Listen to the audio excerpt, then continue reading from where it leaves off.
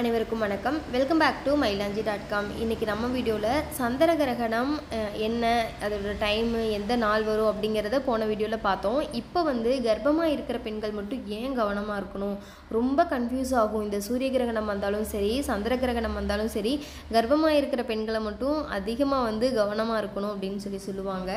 அப்படி ரொம்ப கன்ஃபியூஸாக இருக்கிறவங்களுக்கு இந்த வீடியோ யூஸ்ஃபுல்லாக இருக்கும். உண்மையாலுமே கவனமாக இருக்கணுமா, வெளியில் போகக்கூடாதா, சாப்பிடக்கூடாதா, தண்ணி குடிக்கக்கூடாதா, மொபைல் பார்க்கலாமா பார்க்கக்கூடாதா அப்படிங்கிற மாதிரி நிறைய டவுட்ஸ் உங்களுக்கு இருக்கும். மெயினாக சொல்லப்போனால் இந்த வருஷம் சந்திர கிரகணம் இந்தியாவில் தெரியாது. அண்டார்டிகா, ஆப்பிரிக்கா அந்த மாதிரி நாடுகளில் மட்டும்தான் தெரியும். இந்தியாவில் தெரியாது. இருந்தாலும் கிரகணம் பொதுவாக பூமியில் நடக்குது அப்படிங்கிறதுனால மார்ச் 14 காலையில் 9:27 மணிக்கு தொடங்கி மதியானம் 12:28 மணிக்கு உச்சத்தை அடைஞ்சு இந்திய நேரப்படி சாயந்தரமாக ஒரு 3:30 மணிக்கு இந்த சந்திர கிரகணம் முடிவடைகிற மாதிரி இருக்கும். இந்த வருஷம் சந்திர கிரகணம் ரெட் கலரில் ரொம்ப டார்க்காக ரத்த நிலா அப்படின்னு சொல்லக்கூடிய அளவுக்கு இருக்கும் அப்படின்னு சொல்லியிருக்காங்க.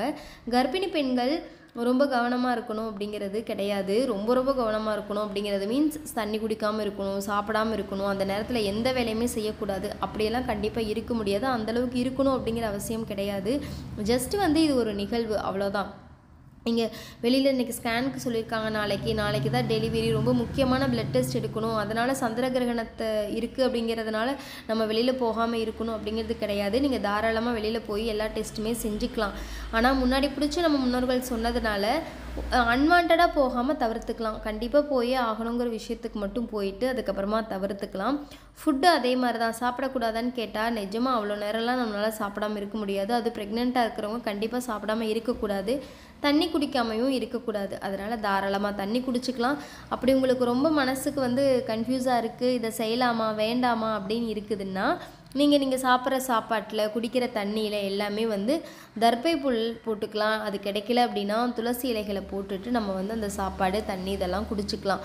இது மெயினான விஷயம். உங்களுக்கு குழந்தை ரொம்ப ஆரோக்கியமாக பிறக்கணும், ரொம்ப புத்திசாலியாக பிறக்கணும் அப்படிங்கிற மாதிரி நிறைய எக்ஸ்பெக்டேஷன்ஸ் வச்சுருப்பீங்கள்ல.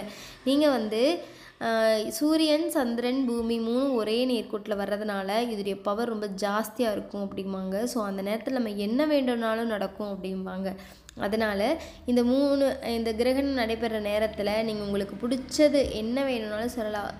உங்களுக்கு என்னென்ன இது தெரியுமோ அதெல்லாம் பாராயணம் செஞ்சுட்டு நீங்கள் சாமி கும்பிட்டுக்கலாம். அதில் ரொம்ப பவராக இருக்கும் அப்படிங்கிறாங்க, நிறைய நம்பிக்கை இருக்குது அப்படிங்கிறாங்க. அதை தாராளமாக பண்ணலாம். ரொம்ப கன்ஃபியூஸ் ஆகணும், ரொம்ப ஒரி பண்ண நிற்கணும் அப்படிங்கிறது கிடையாது. நான் ஒரு டைம் இந்த சந்திர கிரகணம் ப்ரெக்னென்சி லேடிஸ் இப்படி இருக்கணும் அப்படி இருக்கக்கூடாதுன்னு போட்டப்போ நிறைய பேர் கமெண்ட்ஸில் கேட்டிருந்தாங்க, பாத்திரம் கழுவலாமா அப்படின்னு கூட கேட்டிருந்தாங்க. தாராளமாக அது எல்லாமே பண்ணிக்கலாம். நார்மலாக எப்பவும் போல் நம்ம இருந்துக்கலாம், ஜூஸ் குடிச்சிக்கலாம். ரொம்ப ஹெவியான ஃபுட்டு மட்டும் சாப்பிடாமல் இருந்தால் போதும். கொஞ்சம் டைஜஷன் ப்ராப்ளம் வரும் அப்படிம்பாங்க. அதனால் ரொம்ப ஹெவியான ஃபுட்டு மட்டும் எடுத்துக்காமல் ரொம்ப லைட் ஃபுட்டை மட்டும் நீங்கள் எடுத்துக்கலாம். மற்றபடி பயப்படணும், கன்ஃபியூஸ் ஆகணும், ஒரி பண்ணிக்கணும் அப்படிங்கிற அவசியம் கிடையாது. எல்லா நாளையும் போல் இந்த சந்திர கிரகணம் ஒரு நாள். ரொம்ப இன்ட்ரெஸ்ட் இருக்கிறவங்க சோஷியல் மீடியாவில் எல்லாம் அந்த சந்திர கிரகணம் வர்றது ரொம்ப அழகாக இருக்கும் பார்க்குறதுக்கு.